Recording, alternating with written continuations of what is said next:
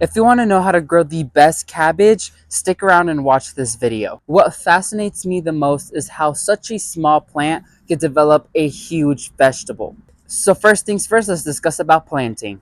So I prepared this entire area for my cabbage as they need to have a lot of space to grow as these plants can grow very big. So the first step is to prepare an area that's in full sun. 5 to 6 plus hours of direct sun is highly recommended for the best performance. Like I mentioned before, you want to make sure that they have a good amount of space in between them because these grow very big. Because in order to support that big cabbage in the center, they have to have a proper plant structure. So prevent planting them super close and plant them with at least a foot of distance apart. So this is the cabbage I'll be growing. This is the Bonnie's Best cabbage. This is the one I've always grown year after year due to its really good performance. But the soil they have to be planted in has to be well draining and fertile. Since I've been amending my soil for a couple years now, it is the perfect quality for brassicas to be planted directly in the ground without any extra amending. But before planting my cabbage, I'm going to be sprinkling in a little bit of the Espuma Organic Biotone Starter Fertilizer because it has to have some nutrition off the bat. This is my cabbage seedling. As you can see, the roots are not that root bound, so I won't have to do any roughing of the roots. And it's important to keep in mind that you plant them at soil level because if you plant them too deep, there's a possibility of the plant rotting out at the base.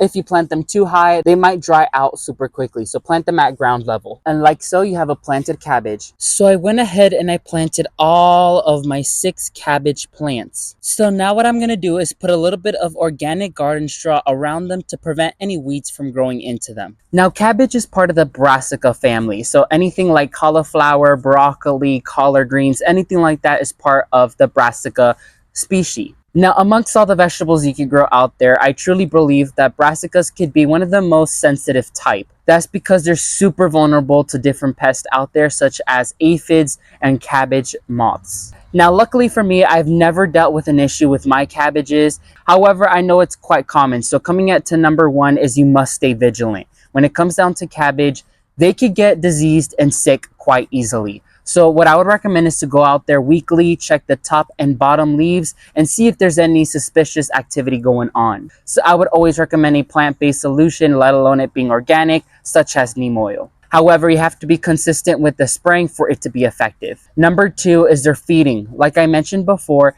cabbages and brassicas are heavy feeders, especially since they are one-shot vegetables, meaning that they only create one vegetable per plant.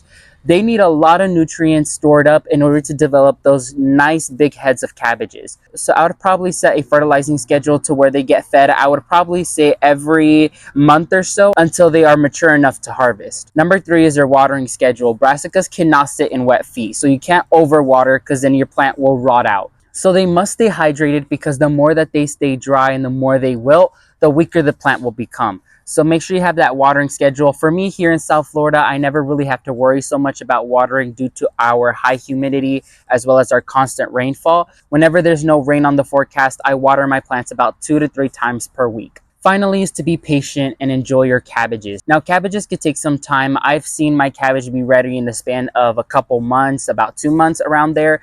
So it definitely will take a little bit of time. However, it's a wonderful experience to see your cabbages grow and flourish. So let me know in the comment section down below, what varieties of cabbage do you love growing the best? Make sure to leave a like underneath this video as well as subscribe to the channel. We're on our way to 10,000 subscribers. So let's go ahead and hit that goal by the end of this year. Also make sure to turn on the notification bell so you get notified when I release a new video. And as always, thank you all so much for watching this video. May God bless you and your entire family, and never forget to grow big, ultimate gardeners. Bye everyone.